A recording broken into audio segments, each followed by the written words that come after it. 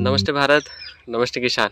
मैं गणेश किसान फिर से किसान कार्यशाला प्लेटफॉर्म पर आज हूँ अमरावती महाराष्ट्र। यहाँ पर परतवाड़ा के पास में कुछ किसान मित्र जुड़े हुए हैं जो केला कंद गठान लगाते हैं।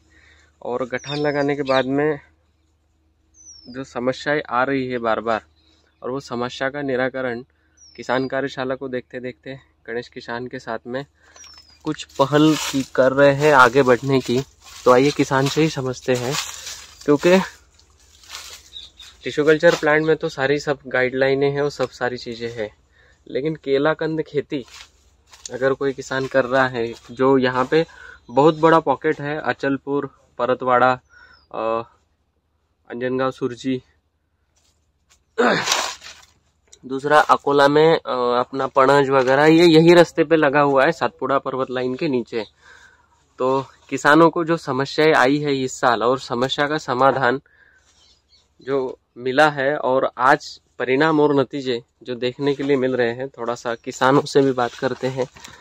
किसान मेरे साथ में है अंदर। नमस्कार भैया, आपका परिचय बताइए, हम लोग कहाँ पर हैं?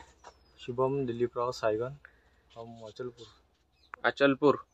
ये अचलपुर में है, और ये केला कंद खेती कंद लगा हुआ है ना? कंद लगा हुआ। कब का लगा हुआ है ये? 19 जुलाई 2023। और आज की डेट है, आज की डेट 5 फरवरी है मेरे हिसाब से, 5 फरवरी 2024। तो आपने शायद मुझे कौन से प्लेटफॉर्म पे देखा है? अभी जो बार बार आप गाइडलाइन ले रहे हो, तुषार भाई भी आपके साथ में है यहाँ पर, जो बार बार समय समय पे आपको गाइडलाइन दे रहे हैं। तो लगभग कहाँ से आपको ये गाइडलाइन मिल रही है, और क्या गाइडलाइन लेने के बाद में आप लोगों को 100 रिजल्ट मिल रहा है या नहीं मिल रहा है? थोड़ा सा आपकी भाषा शैली में ही मुझे बताने का प्रयास करें, क्योंकि यहाँ पे कई सारे किसान जुड़े हुए हैं आपके परतवाड़ा, अंजनगांव, सुरजी, ये सारी जो सातपुड़ा की पायथा है ना, यहाँ पर कई सारे किसान जुड़े हुए हैं। आप बताइए कि क्या क्या समस्याएं आई, और क्या क्या आपको समाधान मिला, और क्या क्या चीजें मैंने करने का बोला इसमें। ठीक है, सुरुवातीला वो मराठी में बोला मराठीतून बोला। कारण सुरुवातीचं काय झालं होतं की लागवड गळाच्या वेळेस आमचं एक हे होतं की बा झाडापासून कंद अलग होते, आणि तुमच्या माहिती खाली की बा त्याला बुरशी लागते, तर त्याला याच्या बुरशीनाशकच्या पाण्यातून काढणे आणि 1-2 दिवस ठेवल्यानंतर लागवड करणे। बरोबर। तर आम्ही इथे तशी भाऊनं केलीच, आणि जसं मी तुमचे व्हिडिओ वारंवार पाहतो, भाऊच्या मागं काहीतरी शेती जास्त असल्या कारणानं, थोडंसं फॅमिली बॅकग्राऊंड जास्त असल्या कारणानं भाऊ जसे माहिती घेतात आणि त्याला चांगलं फॉलो करतात, मजुराच्या हातानं हे करून घेतात। तर भाऊचं वेळोवेळी समजा विचारपूस चालू राहतेच की आता हे परिस्थिती आली तर आता काय करायचं, ते परिस्थिती आली ते काय करायचं। मग मला जे समजते तुमच्या व्हिडिओ बघून सन्या, ते मी त्यांना सांगतो, नाही समजलं की तुम्ही आहेच, मग ते व्हॉट्सअपवर फोन करायला चालूच राहतं। बरोबर। हा, त्यानंतर प्रत्येक प्रॉपर मॅनेजमेंट येते। आणि इथं आजूबाजूचा जो एरिया आहे ह्या पूर्ण काळ्या मातीचा आहे। बरोबर। आता तुम्हाला दिसतच असेल, हो, एकदम ब्लॅक सॉइल आहे आणि पाणी पकडून ठेवते। बरोबर। तर इथं ह्या परिस्थितीची जी केळी दिसून राहिली, तर सरासरी इथं आजूबाजूला कोणाची केळी। हा, म्हणजे मेन काय आहे, केळी लागवड केल्यानंतर जी तुम्ही ट्रीटमेंट केली, दुसरं खर्च जास्त झाला का खर्च कमी आहे? जे आतापर्यंत तुम्ही खर्च करत होते त्याच्यापेक्षा खर्च कमी झालेला आहे की एक्सेस झालेला आहे? बरोबर, सारखा आहे, परंतु लगभग बाकी जे क्वालिटी दिसून राहिली, ते जे खर्च करत होते पहिले त्याच्यापेक्षा म्हणजे त्याचा अनुभव पण राहिलेला आहे। बरोबर। आणि काहीतरी हर वर्षी नवीन, जसं तुमच्या मार्गदर्शनाखाली, म्हणजे ह्या वर्षी गाइडलाइन घेतल्यानंतर जी तुम्हाला greenery, shining, gapping, stem, gapping proper एकदम व्यवस्थित आहे, आणि स्टमची साईज पण एकदम व्यवस्थित झालेली आहे। बरोबर, रेडिश वगैरे एक साधारण लगभग मध्ये कंदाच्या शेतीमध्ये ही एवढ्या चांगल्या प्रकारची ग्रोथ वगैरे बघायला मिळत नाही सहसा, बरोबर. आता ही जी पानं आहेत वरपर्यंत ग्रीन, दुसरं मध्ये मध्ये तुम्ही सगळ्या गोष्टी विचारणा केल्यानंतर तुम्ही अपडेट आहात. आता हे थोडेसे पानं जे पिवळे आणि हळदीसारखे दिसतायत ना, तर जी मागच्या 15-20 दिवसापासून भयंकर थंडी होती, तर त्या थंडीमुळे तर तुम्ही बघितलं असेल तर बाकीच्यांच्या जे डोक्यापर्यंत पोहोचले, तुमच्या डोक्यापर्यंत गेलेले आहेत. आता हे काय आहे ना, सनलाईट हा व्यवस्थितरित्या खाली येत नाही.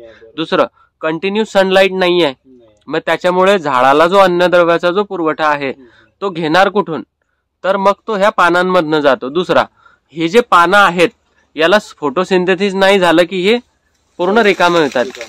तिसरी मेन गोष्ट की झाड आता येन वरती आहे, म्हणजे डिलेव्हरी आता ते देईलच तुम्हाला. ह्या 10 ते 15 दिवसामध्ये बर्ड बाहेर दिसलेले आहेत का आता लोक, बरोबर.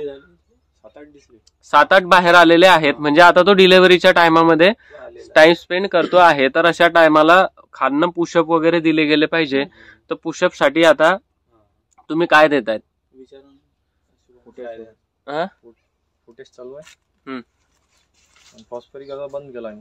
पोटॅश चालू आहे, ऐक ना. आता करा काय, एक एमर्जन्सी आणि चांगला पुशअप जो आहे तो 1000 झाडांना 0:34 हजारी 3 किलो द्या. त्याच्यासोबत केलागुरू किट पावडर जी आहे ती 300 ग्रॅम, म्हणजे झाडामध्ये जे काही ट्रेस असतील ते रिलिव्हर होऊन जातील. आणि डिलेव्हरीचा जो वेळ आहे तो डिलेव्हरीच्या वेळेमध्ये जी पानं ती खाते ती पानं पाहिजे तेवढी खाणार नाही आणि त्याला व्यवस्थितरित्या बाहेर काढून देईल. किती? 0:34 3 किलो हजारी आणि 200 ते 300 ग्रॅम तुमचं केलागुरू किटचं पावडर. तुम्ही मागवलेली बी आहे तिकडे केलागुरू किटचे जे आहेत हे तुम्ही जर ड्रिप मधून दिलं तर एकदम चांगलं राहील. दुसरं, केळीला दररोज ताजं पाणी द्या, नियमित पाणी द्या. काळी जमीन आहे, पाणी पकडून ठेवते, मग अर्धा तास जरी दिलं ना तरी पाणी डेली द्या. थोडंसं ऊन तापायला लागलं की मग 1 घंटा 1.5 घंटा 2 घंटे कसं वाढवायचं तसं वाढवा. पण केळीला दररोज पाणी जर दिलं तर त्याचे बेनिफिट्स तुम्हाला दिसून येतील. ठीक आहे, बरोबर.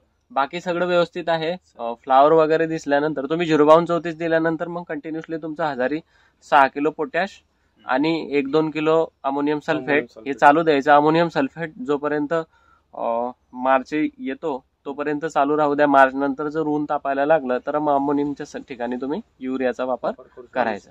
ओके, ठीक आहे. बाकी सगळं व्यवस्थित आहे. कॅल्शियम वगैरे दिलेलं असेल तुषार भाऊ, कारण तुम्ही कंटिन्युअसली याच्यामध्ये आहे. सल्फ्युरिक ऍसिड, चुना हे सगळं झालेलं आहे. ओके, तो तर बागच सांगतो ना की क्वालिटी कर्कल मध्ये आहे. आणि कंद लागवड असल्यानंतर बी एवढे सुंदर जे बनवलेले आहेत ना प्लॉट तुम्ही. आता फक्त पुढच्या वेळेस कार्य करत असताना केळी शेती करायची असली तर बेड वरती करायची, बरोबर. डबल लॅटरलने करायची, 2 लिटर डिस्चार्ज घ्यायचं. तर ते वारंवार मी राहीलच तुमच्या सोबत. आता न्यू इनोव्हेशन कसं करायचं, कारण टिश्यू कल्चर CKG9 पण आपले इथं आलेले आहेत तुमच्याकडे, त्याच्याकडे पण बघूत आपण. कारण कम्पॅरिझन टू बाकीच्या ज्या काही कंपन्या आहेत तर त्याच्यासोबत ग्रोथ पाथ मला तुमच्याकडून रिप्लाय आलेला आहे की चांगला आहे. किंवा बाकीच्या पेक्षा जे झाडाची रोगप्रतिकार शक्ती आहे, म्हणजे CMEच समजा एकदम नाईस बराबर. त्याच्यानंतर झाडाची ग्रोथ आणि वापस ते केळी त्याच्यात त्या शेतात ज्याच्यात CKG9चं जे टिश्यू लागलेलं आहे त्या शेतात वारंवार कंटिन्यू केळी घेतल्या जाते, बरोबर. म्हणजे केळी निघाली की परत केळी घेतल्या जाते. तर त्या हिशोबाने आता तुम्ही समजा पाहा ना, मी तर समजा तुम्हाला फोटो जाऊत आपण त्या प्लॉट वरती पाहून जाऊ. ओके, ठीक आहे, थँक्यू.